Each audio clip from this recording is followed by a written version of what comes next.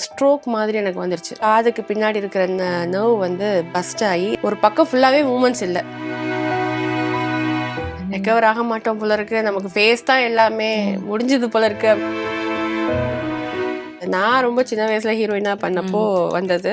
இப்போ இந்த பொண்ணுங்க வந்து ஹீரோயினா பண்ணிட்டு இருக்காங்க. கேப்ரியலா, ஸ்ரீது கிருஷ்ணன். நிறைய பேர் வந்து என்ன சொன்னாங்கன்னா, உனக்கெல்லாம் சத்தியமா செட் ஆகாது. என்ன எனக்கே ஒரு காண்டாயிருச்சு, என்னடா அது நம்ம ஹீரோயின் தானா, இது இப்படி வந்து வார்த்தை ஒரு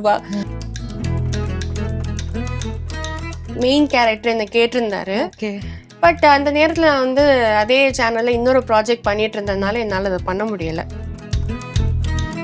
இதுல கிட்டத்தட்ட பல லட்சம் எனக்கு வந்து கொடுக்க வேண்டியது இருக்கு, கொடுக்கவே இல்லை. இது நான் வந்து என்னுடைய லைஃப் சாப்டர்ல கிழிக்க வேண்டிய ஒரு ப்ராஜெக்டா இருக்கும்னு நினைக்கிறேன். அவருடைய நல்லதையும் சொன்னேன். அவருக்கு வந்து சில கம்ஃபர்ட் இல்லாம சில விஷயங்கள் போகும்போது அது தப்பா போய் சண்டை வந்துச்சு. திறமைக்கான அவார்டா போயிட்டு இருக்கு சொல்லுங்க. அதுல இருந்து அவார்ட் ஷோக்கே போறதே ஸ்டாப் பண்ணிட்டேன்.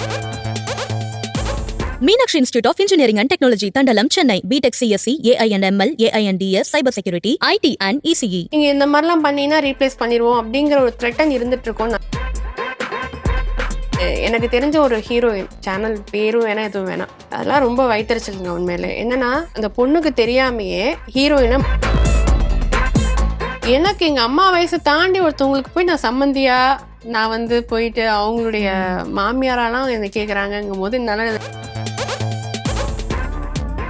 வணக்கம் மேம். வணக்கம். ஆக்டிங் வந்து உங்களுக்கு வந்து ஒரு ஆக்சிடென்ட்டாக தான் நடந்து அப்படின்னு சொல்லி கேள்விப்பட்டோம். ஃபஸ்ட்டு ஒரு மாடலாக இருந்திருக்கீங்க, ஆங்கர், அதுக்கப்புறம் சீரியலில் ஒரு ஆக்டர்ஸ்டாக இருந்திருக்கீங்க, ஹீரோயின் ரோல் பண்ணியிருக்கீங்க, அதுக்கப்புறம் வந்து வில்லி ரோல் பண்ணியிருக்கீங்க. நவ் இப்போ வந்து ஒரு சினிமா ஹாட்ஸ்டாரில் வந்து உங்களுடைய குட் வைஃப். ஸோ எப்படி இருக்குது இந்த ஜேர்னி ஃபுல்லாக உங்களுக்கு?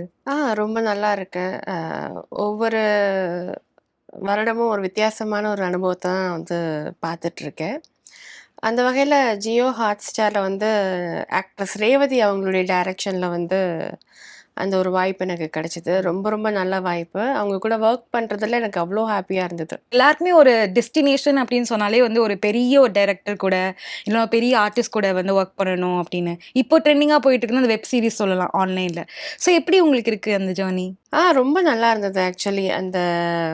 அதில் வந்து எனக்கு 1 மந்த்து தான் அந்த ப்ராஜெக்டே. அதில் ஒரு 6 days தான் நான் வந்து ஒர்க் பண்ணேன். அதாவது பிரியாமணி தான் அவங்க லீட் பண்ணாங்க, ஆரி அவங்களும் பண்ணியிருந்தாங்க. அவங்களுக்கு நான் அகெயின்ஸ்ட் லாயராக பண்ணியிருந்தேன். ரொம்ப நல்லா இருந்தது. ஏன்னா ஒவ்வொரு வாட்டியும் ஒவ்வொரு ஒர்க் நம்ம பண்ணும்போதும் டைரக்டர்லேருந்து ஆர்டிஸ்ட்லேருந்து எல்லாருமே டிஃப்ரெண்ட்டாக இருப்பாங்க. ஸோ அவங்களோட நம்ம கோஆர்டினேட் பண்ணி நம்ம ஒர்க் பண்ணுறது அப்படிங்கிறது வந்து ஒரு பெரிய விஷயம் ஆக்சுவலி. ஏன்னா ஒரு டைரக்டர் பார்த்தீங்கன்னா கொஞ்சம் சட்டிலான பர்ஃபார்மன்ஸ் கேட்பாங்க, இன்னொரு டைரக்டர் பார்த்தீங்கன்னா கொஞ்சம் ஓவராக பண்ணணும் அப்படின்னு நினைப்பாங்க. ஸோ ஒவ்வொரு டைரக்டர் ஒவ்வொரு ஆர்டிஸ்ட்டை தகுந்த மாதிரி அவங்கள புரிஞ்சுக்கிட்டு நம்ம வேலை பண்ணுறதுங்கிறது கொஞ்சம் கஷ்டமான விஷயம்தான்.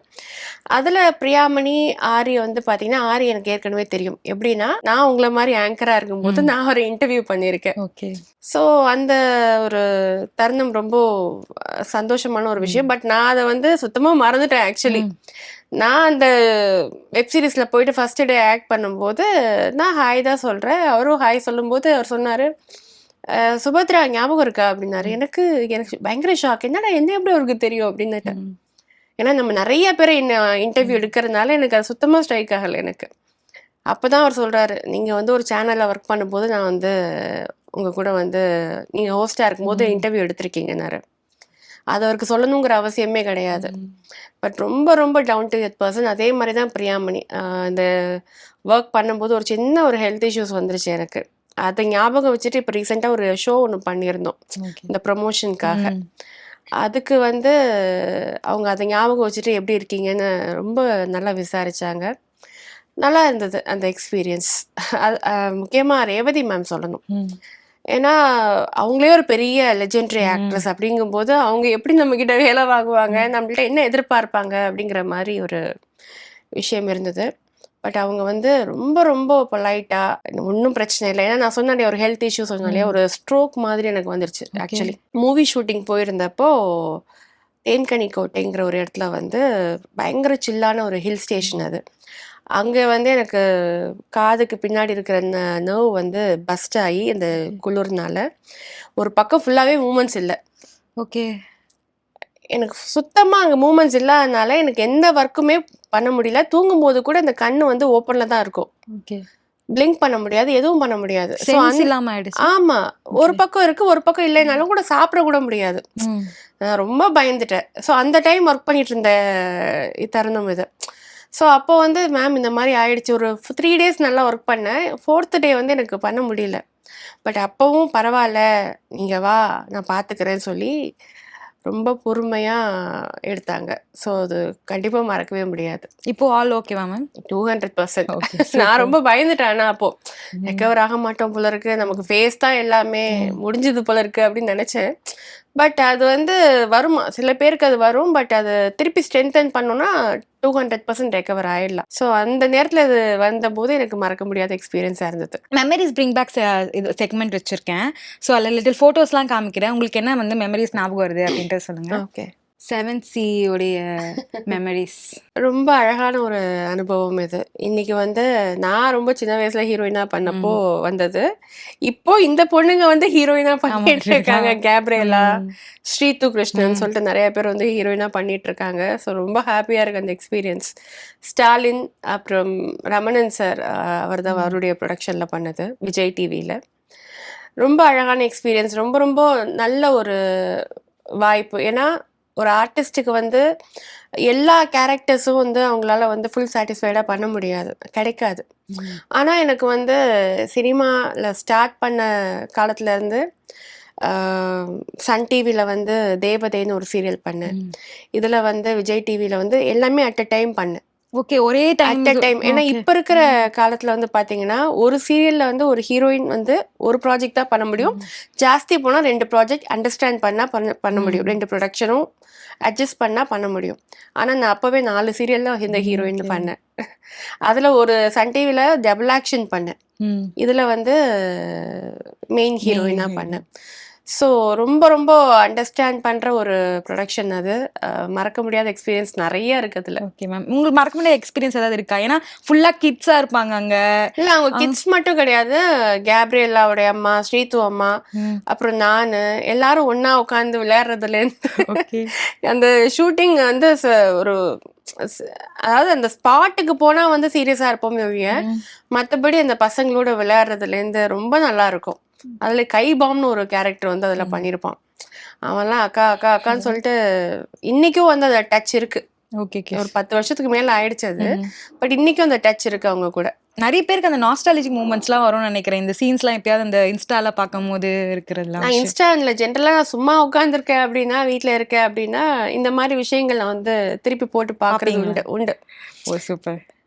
நெக்ஸ்ட் வந்து நீங்க லீடா நடிச்சு நீங்க சொல்லியிருந்தீங்களா தேவதை, அந்த மெமரிஸ் பத்தி சொல்லுங்க. ஏன்னா நீங்க ஃபர்ஸ்ட் டைம் நீங்க லீடா நடிச்சிருக்கீங்க அப்படின்னு நினைக்கிறேன். ஸோ ஆக்சுவலி மெயின் லீடா பண்ணது இது ஜெயா டிவியில் பாலச்சந்தர் சாருடைய சீரியல் ஒன்று, அதில் ஒன் ஆஃப் த லீடாக பண்ணியிருந்தேன். அதுக்கப்புறம் தான் இந்த ப்ராஜெக்ட் எனக்கு கிடைச்சிது. இந்த ப்ராஜெக்ட் வந்து ஆக்சுவலி வந்து நான் எதிர்பார்க்கவே இல்லை. இது ஒரு டூயல் கேரக்டர் அப்படிங்கிறதுலாம். ஏன்னா ஒரு ஸ்டார்டிங்காக ஒரு பொண்ணு வந்து ஒரு ஹீரோயின் பண்ணுறா அப்படிங்கும்போது உடனே ஒரு டபுள் ஆக்ஷன் அப்படிங்கிறது எவ்வளோ பெரிய விஷயம் அப்படிங்கிறது ரொம்ப சேலஞ்சிங். ஏன்னா ஒரு ஒரு சீரியலில் ஒரு தன்னுடைய ஃபேஸை காட்டுறதே ஒரு பெரிய விஷயங்கும்போது இதில் டூயல் கேரக்டர், அதுலேயே வந்து ஒரு கேரக்டர் வந்து இட்லி வைக்கிற ஒரு பொண்ணு, தைரியமான பொண்ணு, இன்னொன்று ஒரு மாடர்ன் கேரக்டர். ஸோ ரொம்ப சேலஞ்சிங்காக இருந்தது. அந்த 2 பேருக்கும் ஒவ்வொரு மேனரிசம். ஏன்னா டைரக்டர் கூட டெபியூ, அவரோட ஃபர்ஸ்ட் சீரியல் அது. அப்படிங்கும்போது எல்லாரும் வந்து ஒரு இதுவா நல்ல ஒரு ஹெல்த்தியா இருந்தது அது. நெக்ஸ்ட் வந்து வில்லியா நீங்க நடிச்சது. ஐ திங்க் நிறைய பேருக்கு வந்து இந்த போட்டோ பார்த்து லைட்டா பயமா இருக்கும்னு நினைக்கிறேன். ஏன்னா சின்ன பசங்களாம் அந்த சீரியல் மோஸ்ட்லி பார்ப்பாங்க இல்லையா? ஸோ அந்த மெமரிஸ் பத்தி சொல்ல முடியுமா? தமிழ் கடவுள் முருகன் சொல்லிட்டு இது மறக்க முடியாத எக்ஸ்பீரியன்ஸ். என்னன்னா இது வந்து எல்லாமே மும்பைல ஷூட். ஓகே. இந்த சீரியல் வந்து நான் பண்றதுக்கு முன்னாடி வரைக்கும் நான் ஹீரோயின் தான் பண்ணிட்டு இருந்தேன். எனக்கு ஒரே ஹீரோயின் அப்படின்னாலே வந்து இப்போ கொஞ்சம் பரவாயில்ல. முன்னாடி வந்து பார்த்தீங்கன்னா, குடும்பத்த சுமக்கிற ஒரு கேரக்டர், எல்லாத்துக்கும் அழற ஒரு கேரக்டர்னா அது ஹீரோயினா தான் இருக்கும். அந்த மாரி நடிச்சு, நடிச்சு எனக்கு ரொம்ப போர் அடிச்சு போச்சு. சரி ஒரு டிஃப்ரெண்ட்டா ஏதாவது ட்ரை பண்ணலாமே அப்படிங்கிறதுக்காக தான், ஏன் வில்லியா ட்ரை பண்ணக்கூடாது? ஏன்னா, ஒண்ணு ஹீரோயின் பண்ணணும், அதுக்கு ஆப்போசிட் வில்லி தான் இருக்கு. ஏன் நம்ம ட்ரை பண்ணக்கூடாதுங்கும்போது, நெறைய பேர் வந்து என்ன சொன்னாங்கன்னா, "உனக்கெல்லாம் சத்தியமா செட் ஆகாது. ஏன்னா நீ ரொம்ப பாசிட்டிவ். பார்த்துக்கோ" அப்படி இப்படின்னு சொன்னாங்க. பட் எனக்கு என்னமோ ஒரு ஹோப் இருந்தது. நம்ம பண்ணா நல்லா பண்ணுவோங்கிற மாதிரி. உடனே வந்து ஆடிஷன் வந்து ஆக்சுவலி ஜென்ரலா எந்த ஆடிஷனுக்கும் நான் போனதில்ல. பட் வில்லி அப்படிங்கும்போது உங்களுக்கு அது சூட் ஆகுமா அப்படிங்கிறதுக்காக வந்து கூப்பிட்டாங்க. போய் அந்த கேரக்டர் பண்ணிட்டு வெளியில வரதுக்கு முன்னாடியே நான் செலக்ட் ஆயிட்டேன் அதுல. ஓகே. அந்த இதுல வந்து மெயின் அசுர கூட்டத்துடைய தலைவி நானு. தலைவியா இருப்பீங்க. ஸோ மும்பைல ஷூட் கிட்டத்தட்ட ஒரு 2 ஹவர்ஸ் கிட்ட மேக்கப் போடுவாங்க. அங்க ரொம்ப எல்லா ஹெவியா இருக்குமா மேக்கப் அதுல? ரொம்ப ஹெவி. ஆக்சுவலி ஐ மேக்கப்பே கிட்டத்தட்ட 45 மினிட்ஸ் எடுத்துப்பாங்க. ஓகே.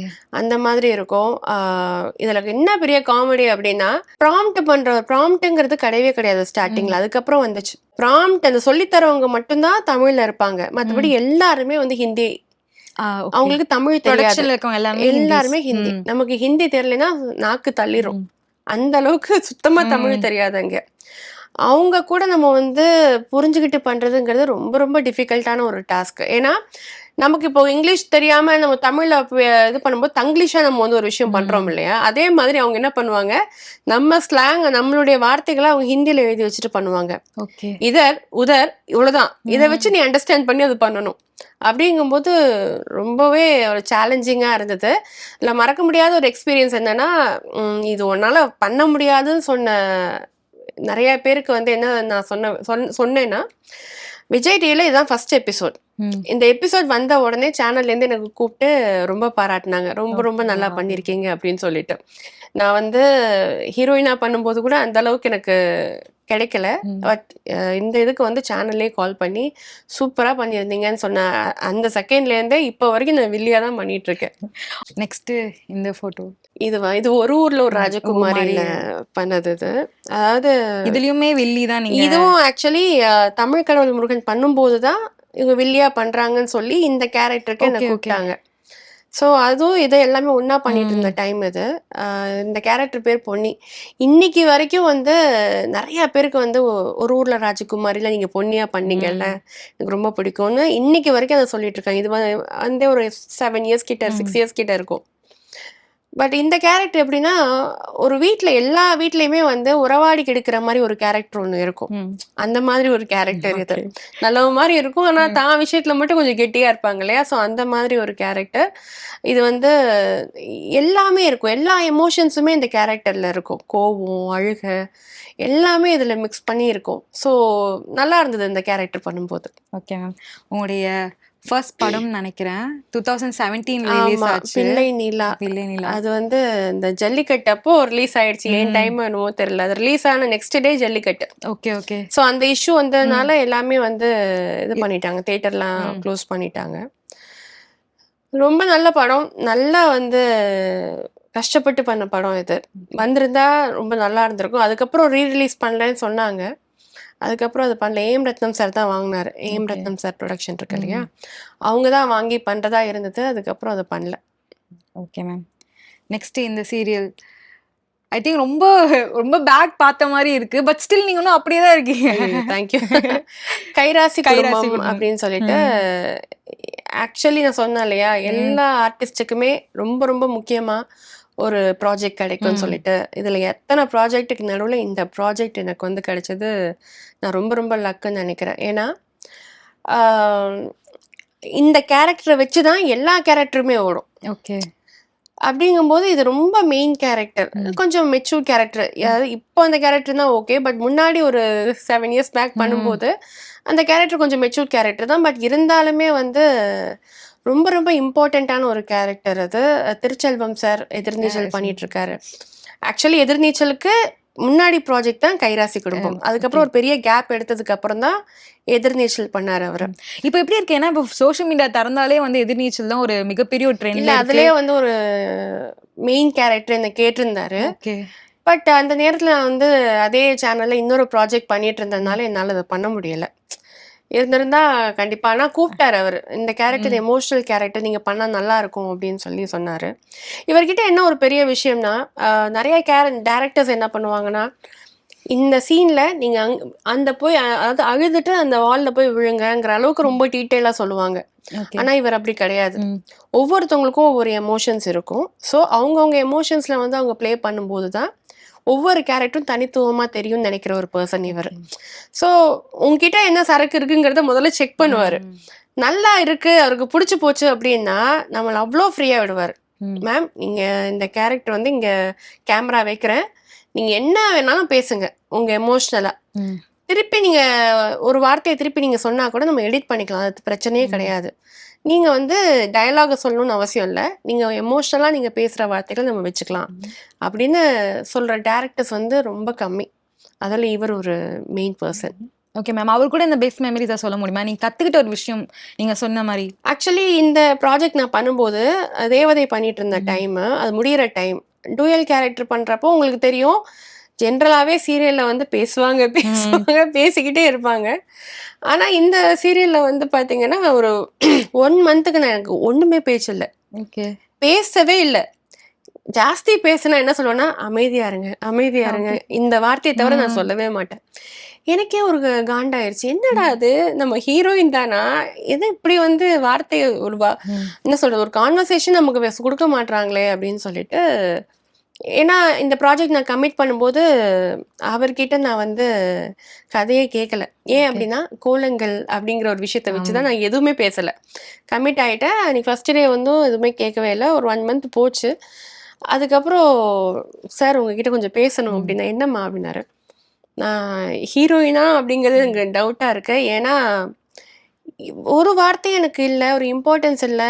ஏதாவது ஒரு பிரச்சனை ஆகும் போது மட்டும் அமைதியாக இருங்கன்னு சொல்கிறேன்.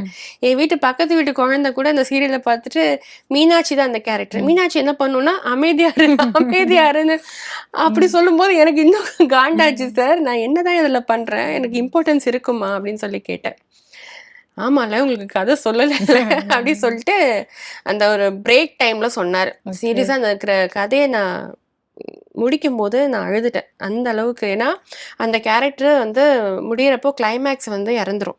ஓகே, அதாவது இப்ப இருக்கிற சீரியல்ல பாத்தீங்கன்னா ஸ்டார்ட் பண்றப்போ ஒன்று ஆரம்பிப்பாங்க, அது எப்படி முடியுங்கிறது யாருக்குமே தெரியாது.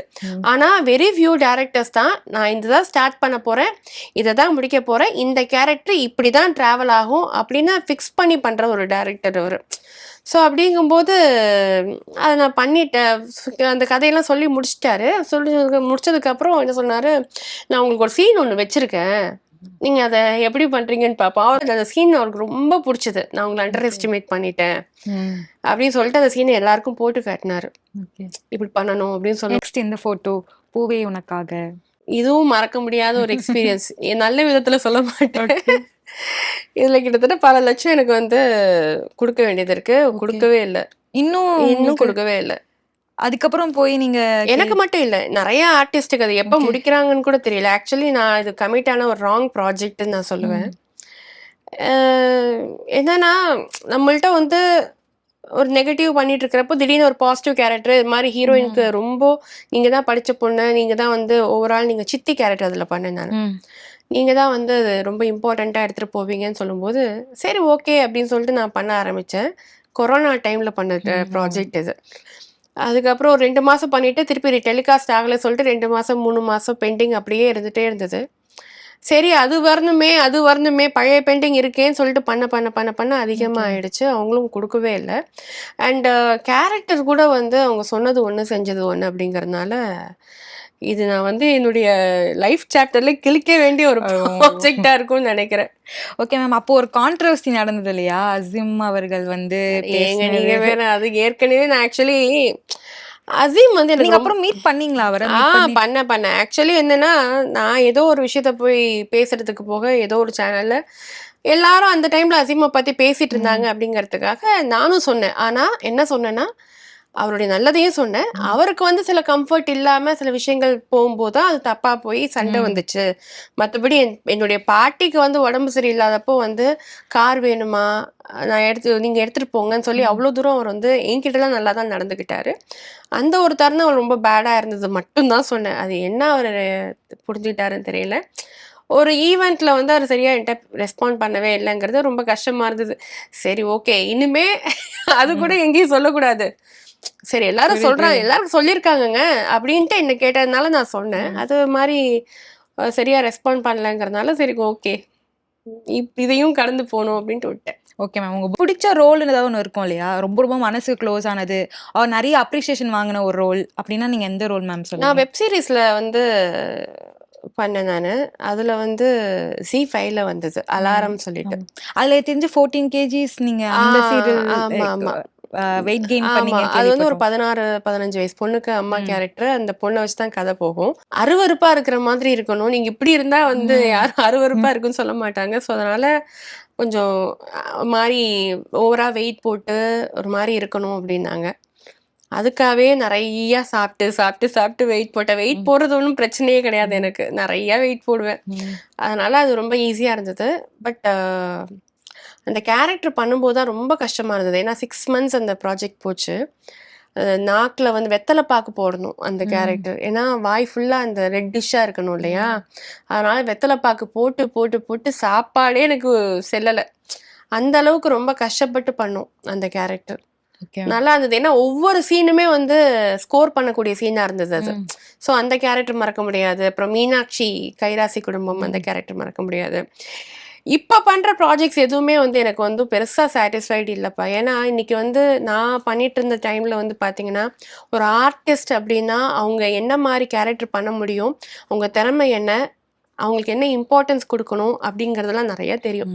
ஆனா இன்னைக்கு இருக்கிற காலகட்டத்துல வந்து எதுவுமே சொல்ல முடியல ஆக்சுவலி. அதாவது எனக்கு தெரிஞ்சவங்க, எனக்கு வேண்டப்பட்டவங்க, அவங்களுக்கு வாய்ப்பு தரேன். ஓகே. திறமை அப்படிங்கிறது வந்து இப்போ கடைசியா போயிடுச்சு.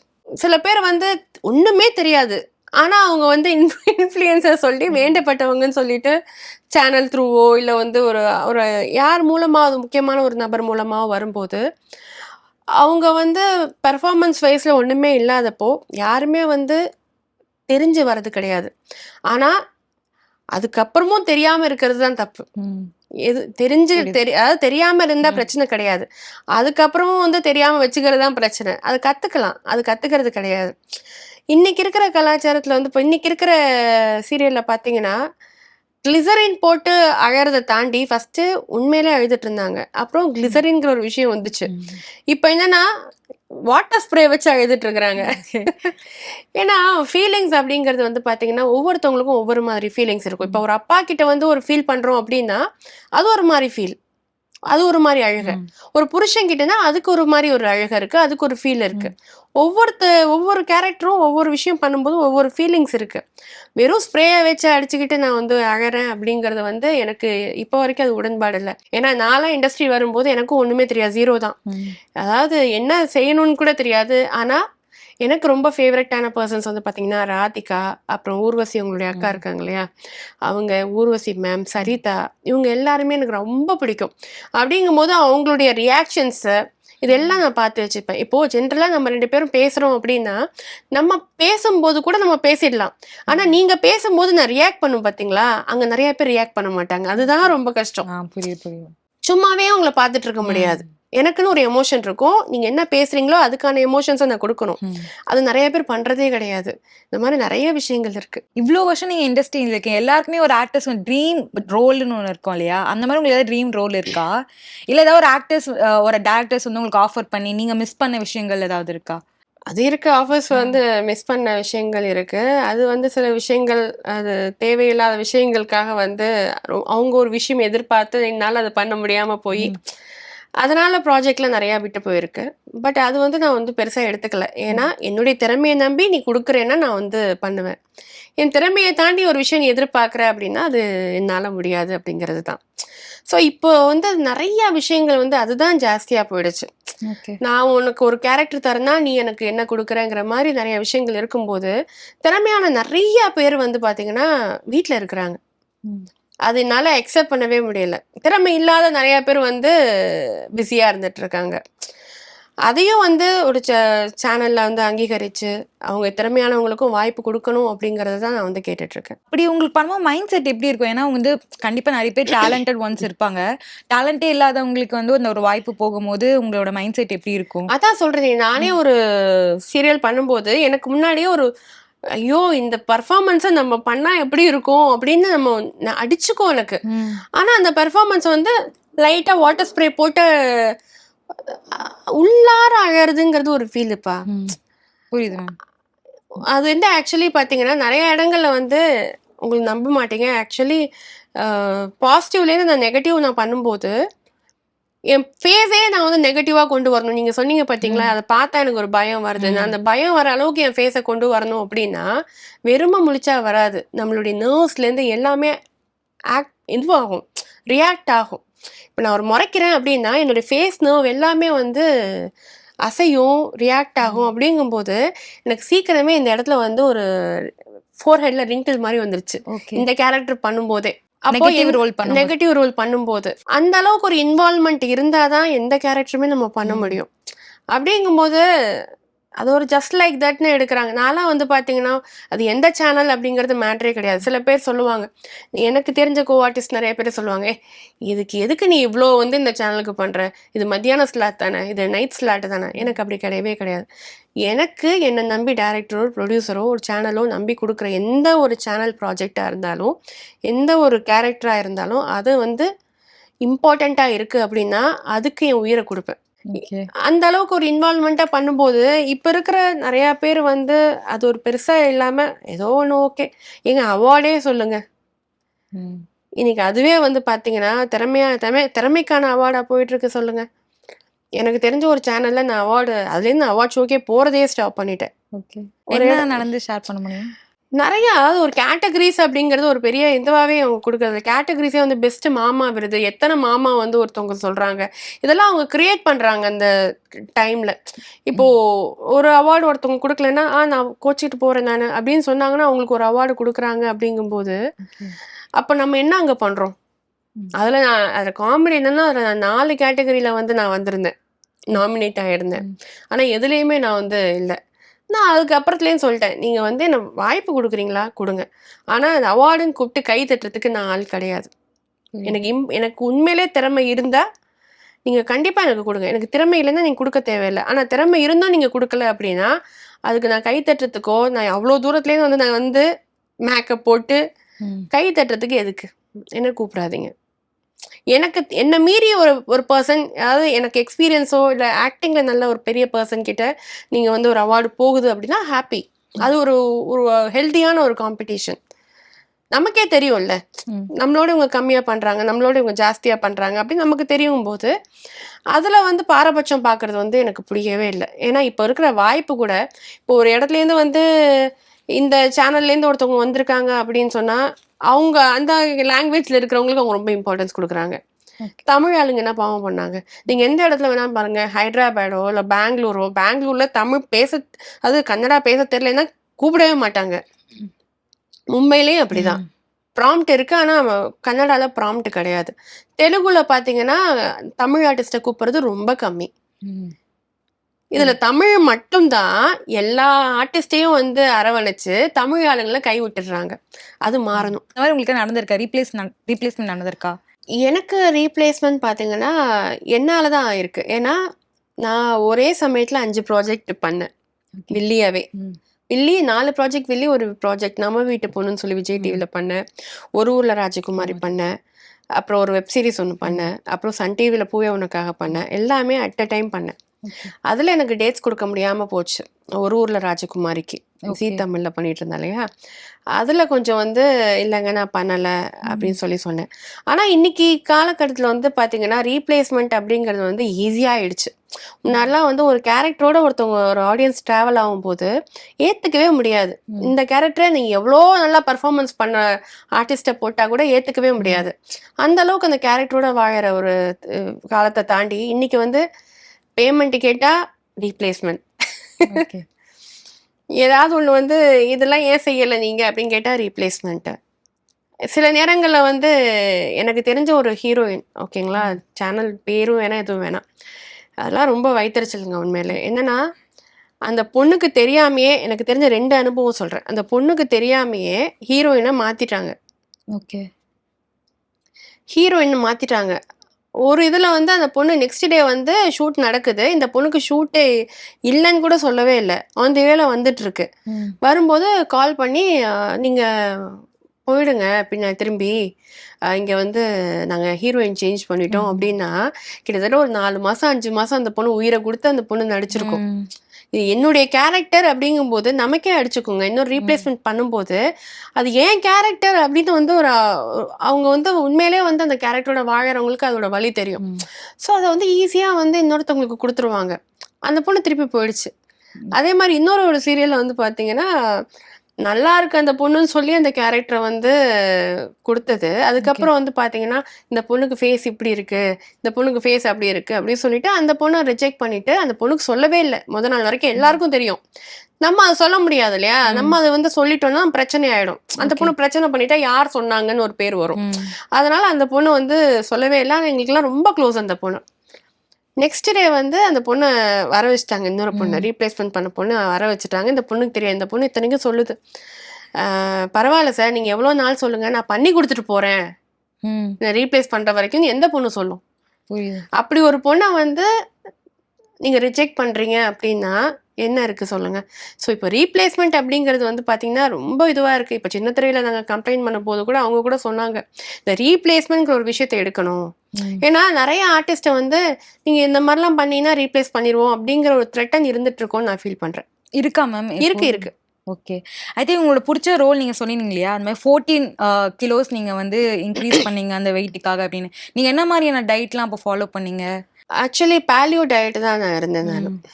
பேலியோ அண்ட் வெறும் ஃப்ரூட்ஸ், வெறும் வெஜிடபிள்ஸ். ஒரு நாள் ஓகே. வெஜிடபிள்ஸ், ஒரு நாள் ஃப்ரூட்ஸ் அந்த மாரி ஒரு வாரம் ஃபுல்லா எடுக்கணும். ம். அதுல ஒரு 5 கேஜிஸ் குறையும். கிராஷ் டயட் மாரி எடுத்தேன். அதுக்கப்புறம் தான் என் ஃப்ரெண்ட் சொல்லி பேலியோ டயட் எடுத்தேன். 1 மந்த்லயே கிட்டத்தட்ட வந்து ஒரு 78 கேஜி இருந்தேன். ம். 63க்கு வந்தேன். ஓகே. நீ எக்சர்சைஸும் பண்ணுவீங்க அதுல அப்போ? இல்ல. அப்ப ம். பண்ணல. அது மார்னிங் ரொட்டீன் எப்படி இருக்கும்? பிரேக்ஃபாஸ்ட் என்ன சாப்பிடுவீங்க? லஞ்ச், டின்னர் அந்த மாரி என்னன்னு? இல்ல அவங்க ஃபுட் குடுப்பாங்க. ஓகே. டெலிவர் பண்ணிருவாங்க. டெலிவரி பண்ணுவாங்க. மார்னிங்ல இருந்து நைட் வரைக்கும் அவங்க குடுக்குற ஃபுட் மட்டும் தான் சாப்பிடணும். சப்பாத்தின்னு சொல்லி அது என்ன ரொட்டி அது? பாதாம்ல ரோட்டி இருக்கும். ஆல்மண்ட் ம். ரோட்டி. இத்துணூண்டு தான் இருக்கும். 2 ம். பீஸு, ஒரு சாலட் அவ்வளோதான். ம். ஆனா அதுலயும் அவங்க பாருங்க, அவங்க நெறைய ஸ்நாக்ஸ் வச்சிருப்பாங்க. அதெல்லாம் பார்த்தீங்கன்னா 8 பீஸ் ₹900 ₹1000 இருக்கும். ஓகே. ஏன்னா நமக்கு பசிக்கும்ல. இது மட்டுமே ம். நமக்கு பத்தாது. நம்ம என்ன பண்ணுவோம் உடனே? பசிக்குதுன்னு சொல்லிட்டு வேற எதுவும் ஸ்நாக்ஸ் சாப்பிடக்கூடாது. ம். அப்போ அத தான் சாப்பிட்டாகணும். அப்ப வாங்கு. ரூ. ஓகே. 1000 ரூ. 2000 வாங்கு. இதெல்லாம் போச்சு. பட் அதுக்கப்புறம் நானே வந்து கொஞ்சம் கத்துக்கிட்டேன். சரி ஓகே இதெல்லாம் சாப்பிடணும். அதாவது ரைஸ் சாப்பிடக்கூடாதுன்னு ம். கிடையாது. பொரியல் வைக்கிற இடத்துல ரைஸ வைக்கணும். ரைஸ் வைக்கிற இடத்துல பொரியல் வைக்கணும். 2 பொரியல் வச்சுட்டு, ம். அத ஜாஸ்தியா சாப்பிட்டு, ரைஸ கம்மியா சாப்பிடணும்னு, இப்ப அததான் பண்ணிட்டு இருக்கேன். எல்லாருக்குமே வந்து ஃபர்ஸ்ட் ப்ராஜெக்ட் ரொம்ப ரொம்ப முக்கியம்னு சொல்லுவாங்க. அது ஃபர்ஸ்ட் டைம் போய் ஆன் கேமரா நிக்கிறது ரொம்ப எமோஷனலா இருக்கும். நீங்க வந்து டெபியூட் ஆனதே ஒரு மிகப்பெரிய ஒரு டைரக்டர் கிட்ட. அந்த எக்ஸ்பீரியன்ஸ் பத்தி சொல்ல முடியுமா? ஆக்சுவலி அது எனக்கு நான் ரொம்ப குடுத்து வச்சிருக்கேன்னு தான் சொல்லணும். ம். ஏன்னா, நான் ஒரு ஆங்கரிங் பண்ணிட்டு இருக்கிறப்போ, ம். நான் ஒரு ப்ராஜெக்ட் வந்து ஒரு ஒரு ஷோ ஒண்ணு பண்ணிட்டு இருந்தாங்க. ம். அந்த ஷோல வந்து பாலச்சந்தர் சார் பத்தி பேசுற ஒரு வாய்ப்பு ம். எனக்கு கிடைச்சது. அத பண்ணிட்டு இருக்கிறப்போ, பரத் அவர் தான் டைரக்டர். ம். கவிதாலயா கிருஷ்ணன் சார் சொல்லி அவர் தான் வந்து அந்த பாலச்சந்தர் சாருடைய அந்த அவருக்கு ரொம்ப வேண்டப்பட்டவர் ம். அவருக்கு. அதனால வந்து ஒரு லிங்க் பேசுறதுக்காக வந்தாரு.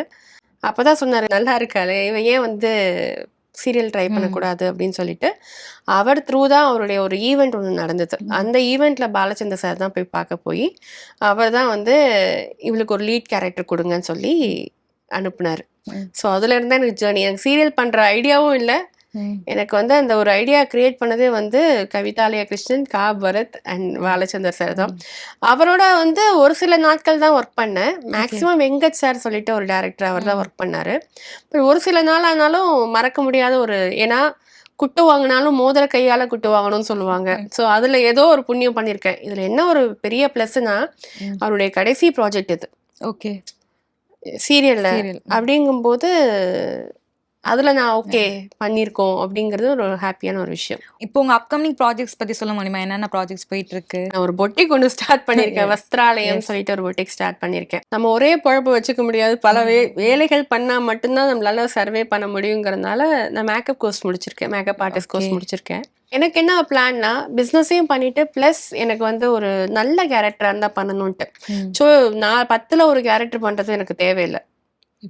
எனக்கு முக்கியமாக இருக்கணும். எனக்கு இம்பார்ட்டன்ஸ் கொடுக்குற கேரக்டராக இருந்தால் கண்டிப்பாக பண்ணணும் தான். நிறைய கேரக்டர்ஸ் இப்போ 4 மாதம் கேப்பில் வந்துச்சு. பட் எனக்கு அது சாட்டிஸ்ஃபைடு இல்லை. எனக்கு நல்ல கேரக்டர்ஸ்க்காக நான் வெயிட் பண்ணிகிட்ருக்கேன். சரி இன் பிட்வீனில் இந்த இதையும் பார்க்கலாம். மேக்கப்பும் எனக்கு வந்து நிறைய மாடல்ஸ் வச்சு நான் மேக்கப் போட்டு அவங்க எப்படி இருக்காங்கன்னு பார்க்கணுங்கிற ஒரு ஆசை இருக்குது. அதுக்கான முயற்சிகளும் போயிட்டுருக்கு. அதான் இப்போ வந்து இந்த அக்யூஸ்டு மூவி அது வந்து ஆகஸ்ட் 1 ரிலீஸ் ஆகுது. ஜியோ ஹாட் ஸ்டாரில் குட் வைஃப் நல்லா போயிட்டு இருக்குன்னு சொல்றாங்க. நான் பார்க்காதவங்க பாருங்க. அண்ட் சீசன் 2 டாப் 3ல இருக்குன்னு நினைக்கிறேன். ஆமா, இப்போ சீசன் 2 டாப் 3ல இருக்கிறதுனால சீசன் 2 வந்து ஸ்டார்ட் பண்ணா கண்டிப்பா நீங்க இருக்கீங்க அப்படின்னாங்க. ஸோ அது பண்ற ஒரு இதுவா இருக்கும். ப்ளஸ் லா ராஜ்குமார் சார் பண்ண வெற்றிமாறன் சாரோட அசோசியேட் அந்த ஷூட்டிங் போயிட்டு இருக்கு. இப்போ சன் டிவியில் ஒரு ப்ராஜெக்ட் வந்து இப்போ பண்ணிக்கிட்டு இருக்கேன். அந்த சீரியலுக்கு அப்புறம் வருது, நிறைய ப்ராஜெக்ட்ஸ் வருது. பட் எனக்கு அந்த கேரக்டர்ஸ் வந்து பிடிக்கவே இல்லை. ஏன்னா நம்ம அம்மா வயசு இருக்கு.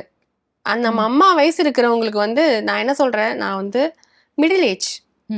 நான் ரொம்ப சின்ன பொண்ணுன்னு சொல்லலை, நான் ரொம்ப ஏஜ்டுன்னு நான் சொல்ல முடியாது. மிடில் ஏஜில் இருக்கிறேன் அப்படின்னா ஒரு அன்னி கேரக்டர், ஒரு இம்பார்ட்டன்ட் நெகட்டிவ் கேரக்டர், இல்லை ஒரு சித்தி கேரக்டர் அந்த மாதிரி பண்ணுறேன். ஏன் அம்மா கேரக்டர் கூட பண்ணுறேன், ஒன்றும் பிரச்சனை கிடையாது.